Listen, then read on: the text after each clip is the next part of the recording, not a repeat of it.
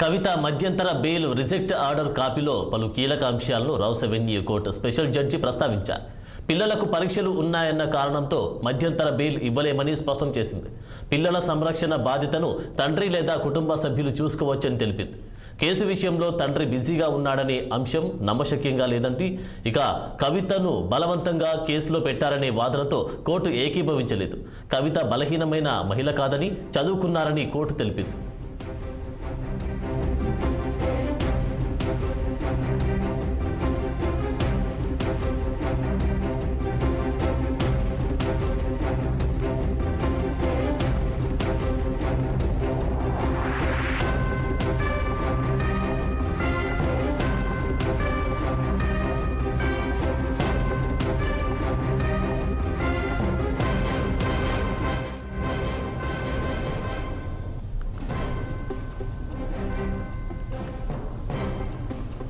కవిత మధ్యంతర bail reject order కాపీలో పలు కీలక అంశాలను rows avenue court special judge ప్రస్తావించారు. పిల్లలకు పరీక్షలు ఉన్నాయన్న కారణంతో మధ్యంతర బెయిల్ ఇవ్వలేమని స్పష్టం చేసింది. పిల్లల సంరక్షణ బాధ్యతను తండ్రి లేదా కుటుంబ సభ్యులు చూసుకోవచ్చని తెలిపింది. కేసు విషయంలో తండ్రి బిజీగా ఉన్నాడనే అంశం నమ్మశక్యంగా లేదంది.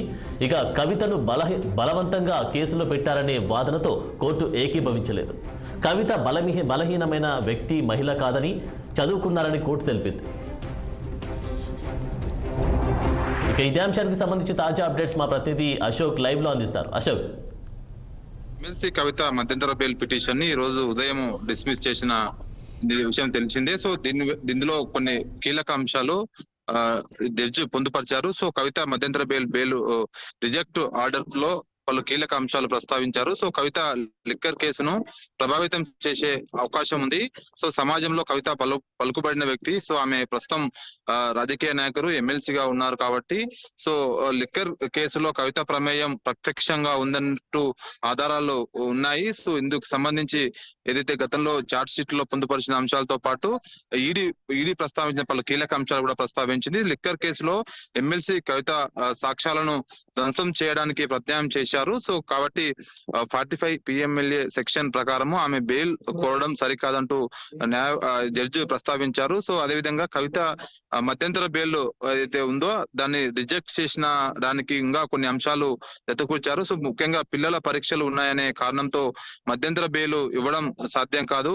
సో పిల్లలని సంరక్షణ తండ్రి లేదా వాళ్ళ బంధువులు ఎవరైనా చూసుకోవచ్చు. అదేవిధంగా పిల్లలగా తండ్రి కేసు విషయంలో బిజీగా అన్నారనేది నమ్మశక్యం కాదు. సో కవిత ఏదైతే పశువుగా ఈ కేసులో ఇరికించాలనే దానికి అందులో ఒక పాయింట్ యాడ్ చేస్తూ కవిత ఏమి సామాన్యురాలు కాదు, ఆమె చాలా బలహీనమైన వ్యక్తి కాదు, చాలా శక్తివంతమైన మహిళ, సమాజంలో పేరు పొందిన మహిళ, సమాజంలో ఆమె పేరుంది.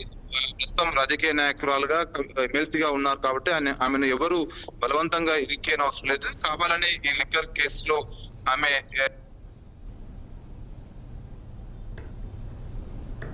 లో పొందుపరిచారు. సో ఓవరాల్ గా అయితే ఈ లిక్కర్ కేసులో ఇది కవితకు ఊహించని షాక్ అని చెప్పుకోవచ్చు. ఎందుకంటే ఆమె ఖచ్చితంగా బెయిల్ వస్తుందని ఎక్స్పెక్ట్ చేసింది, కానీ దానికి అనుగుణంగా రాలేకపోయింది. అదే దానికి అనుగుణంగా కాకుండానే ఈ రోజు కోర్టు కూడా కొన్ని కీలక అంశాలు పొందుపరిచింది. సో ఎందుకు బెయిల్ ఇవ్వాలి, బెయిల్ ఇవ్వడం వల్ల బెయిల్ ఇస్తే ఎలాంటి నష్టం ఉంటుంది, సో అనేక అంశాలు ఈ ఆర్డర్ కాపీలో రిజెక్ట్ కాపీలో పొందుపరిచింది. సో పిల్లల్ని పోషణ ఒక సాకుతో చూపి బెయిల్ ఇవ్వడం సాధ్యమంటూ కోర్టు స్పష్టం చేసింది. సో ఇది కవితకు ఊహించని షాక్ అని చెప్పుకోవచ్చు. రేపు ఉదయం 14 రోజుల జ్యుడిషియల్ కస్టడీ ముగిసింది కాబట్టి రేపు మళ్ళీ ఆమె కోర్టులో పొందుపరుస్తారు. నార్మల్ బెయిల్ అయితే ఈ నెల 20 తారీఖు మళ్ళా సేమ్ కోర్టుకు రాబోతుంది. Thank you Ashok.